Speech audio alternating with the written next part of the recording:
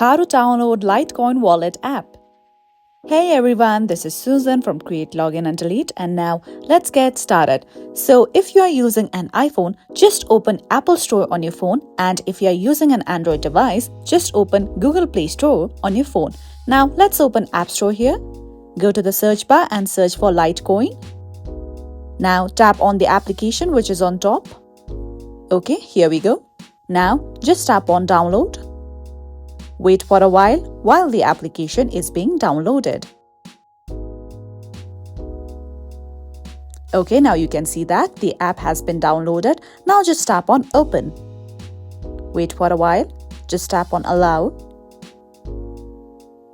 You can see that the app has been downloaded and you can use any of these means in order to log into your Litecoin wallet account or even sign up.